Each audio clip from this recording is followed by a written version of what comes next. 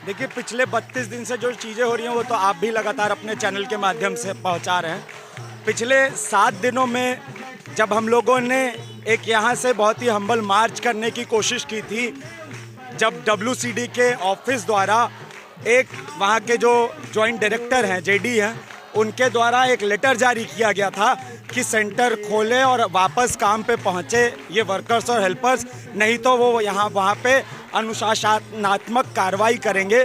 तो उसके खिलाफ यहाँ से एक सत्याग्रह करते हुए हमारी बहनें WCD ऑफिस की ओर जा रही थी और उनसे ये कह रही थी कि ये आपने ये जो जारी किया है फरमान, ये गैरकानूनी है, असंवैधानिक है, हमारे विरोध करने के अधिकार का दमन है, इसलिए इसको वापस लिया जाना चाहिए। और इसके लिए एक सत्याग्रह करते हुए हमारी बहनें वहाँ जा रही थी।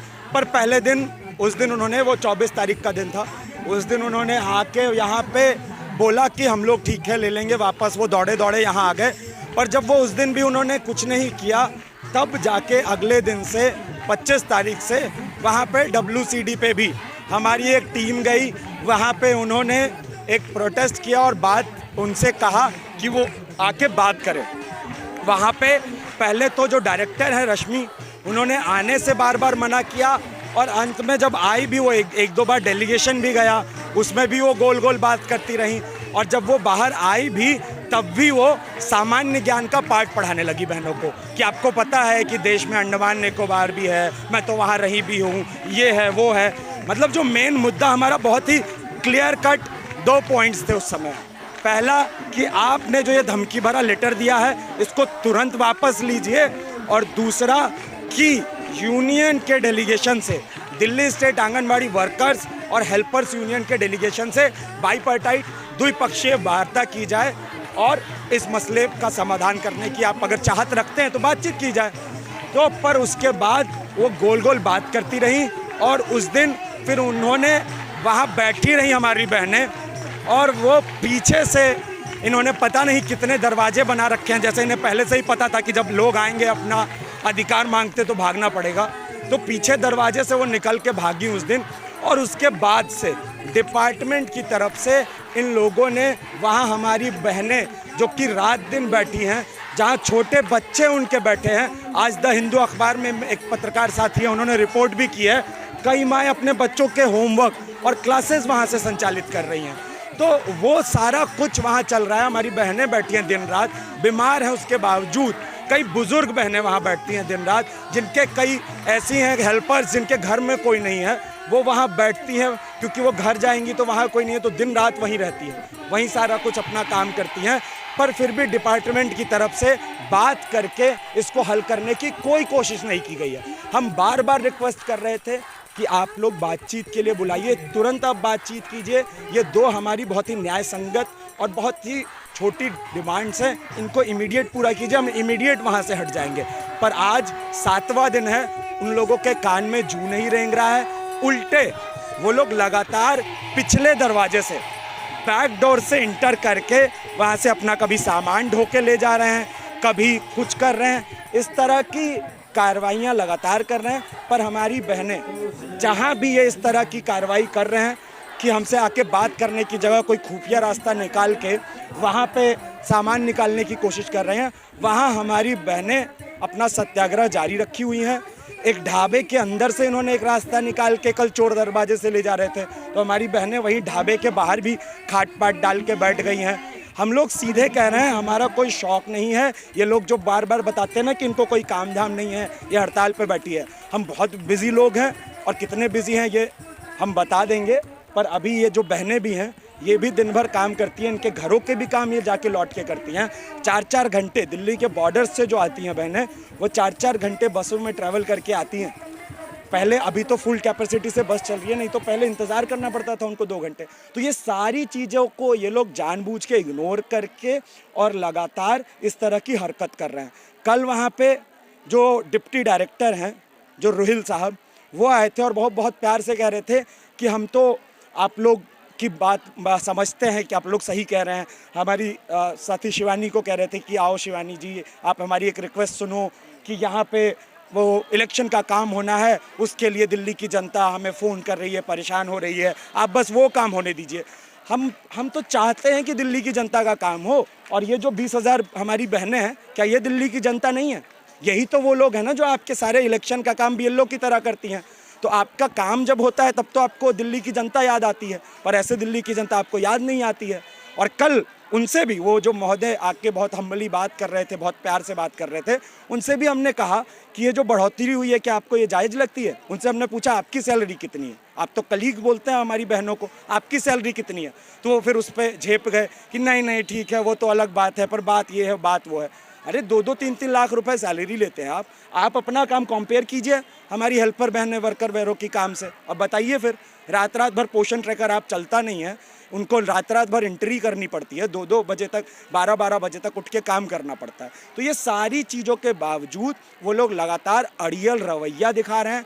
यूनियन की तरफ से उनको हर माध्यम से लगातार ये संप्रेषित किया जा रहा है कि आप हमारी बात सुनिए, हमारी ये न्याय संगत मांगे हैं, इसको आप मानिए। हम तो ये अभी वार्ता तो अभी उसके बाद की बात बाद में होगी, हम तो ये कहने पहले वार्ता तो कीजिए। इतने घमंड में ये चूर हैं कि यहाँ पे लोग बैठे हुए हैं और ये वार्ता नहीं कर रहे हैं, दलालों को बैकडोर से एंट्री देके और बता रहे हैं कि हम तो वार्ता करने को दुबले हुए जा रहे हैं। तो ये सारी चीज़ें देश की जनता देख रही है, हमारी बहनें देख रही हैं। अभी अगर ये 10 तारीख तक जो इलेक्शन का वो पूरा शुरू होना है प्रोसेस, तब तक ये हल नहीं करते हैं तो ये जो बहनें हैं ये पूरे इलाके में जाके आम आदमी पार्टी की एमसीडी में, ये जो अभी चिल्लाते हैं ना कि पूरे नहीं आए एमसीडी में, आते ही क्रांति मचा देंगे दिल्ली में, तो वो ये जो सपना ये देख रहे हैं और पूरे पंजाब में, देश भर में ये सारी बहनों को ऐसे क्रांतिकारी बना के सड़कों पर बिठाने का सपना देख रहे हैं, तो अच्छा है, हमारी बहनें क्रांतिकारी बन रही हैं और आपको ये दिखाएंगी भी इलाके में। तो ये सारी चीज़ें हो रही हैं। हाँ,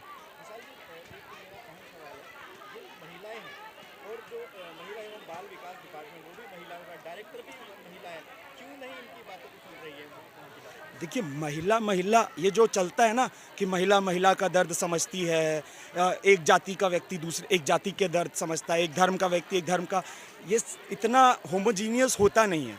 महिलाओं में ही जो पितृसत्तात्मक दमन करने वाली टेंडेंसी होती है, वो महिलाएं भी महिलाओं का दमन करती हैं।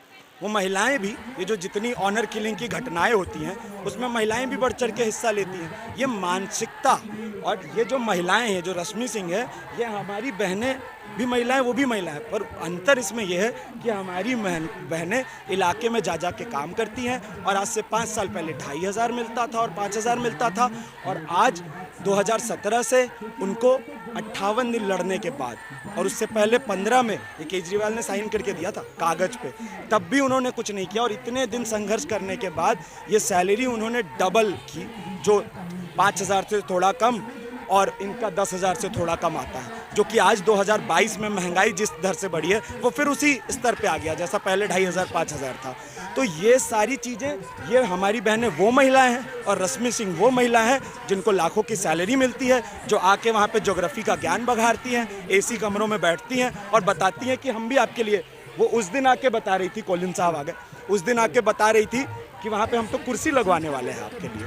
तो ये सारी चीज़ें, ये महिला वाली बात नहीं है, वो महिलाएं जो हमारी बहनों का शोषण कर रही हैं।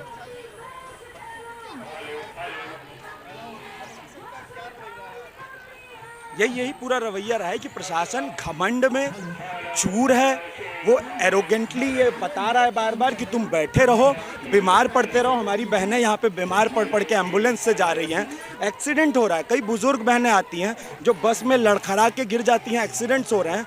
पर ये डिपार्टमेंट अपने पूरे एरोगेंस में ये बार बार बता रहा है कि हम नहीं सुनेंगे, क्या कर लोगे। तो हमारी बहनें भी उनको बताएंगी कि ये जो तुम्हारा घमंड है, ये घमंड जो तुम पाले बैठे हो, ये जनता, ये हमारी बहनें इसको चूर चूर कर देगी।